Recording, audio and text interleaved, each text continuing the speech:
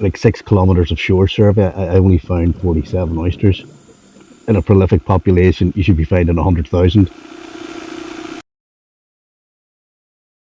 After 25 years of research, I reckon I've got a handle on most aspects of native oyster biology and environmental benefits and ecosystem services.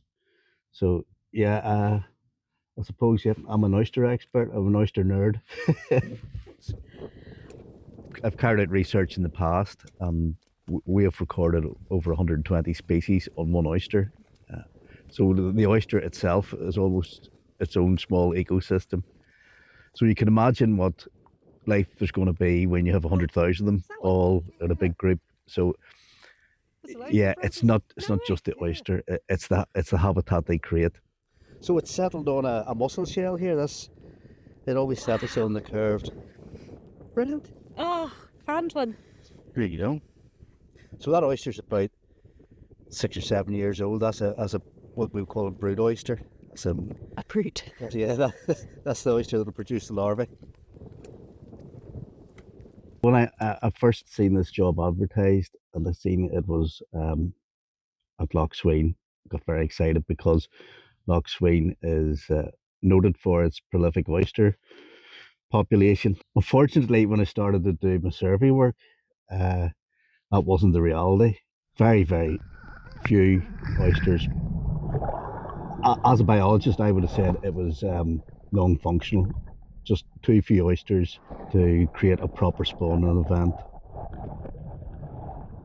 They were too spread out. Like 6 kilometers of shore survey, I only found 47 oysters. 6 kilometers of shore survey in a prolific population, you should be finding 100,000. Over the years, something's happened, but yeah, they're no longer there in the densities that they were, which is quite alarming because the fact that it is a priority marine species or habitat in Scotland and is part of a marine protected area, it's a matter of concern really to the authorities. It's something that should really need to be addressed. It was probably a couple of very heavy gathering events 3 or 4 years ago that took place, because you can tell by the remainder of what is left in the oyster population, the size of them. So the oysters that are there are probably about 5 or 6 years old. There's no real recruitment. There's no evidence of small oysters coming through, which is worrying. If it had been disease had taken place, there would have been evidence left by empty shells, empty valves of the oysters, and that's not the case. There is no evidence of that at all. There's no trace of dead oysters at the sites, so they've been removed by something, and the most likely culprit is man. So there's no major predators out there that would eat a couple of 100,000 oysters. So yeah, there's only us really. One of the qualities you look for in an oyster recovery scenario is a sort of enclosed bay, and this is why this particular catchment here is really good.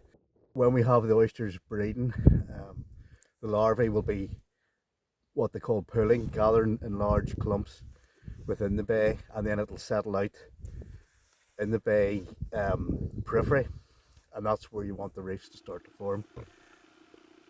The other thing we can do, put oysters at a depth whereby they can't be gathered. Just move them offshore a wee bit, off the intertidal zone.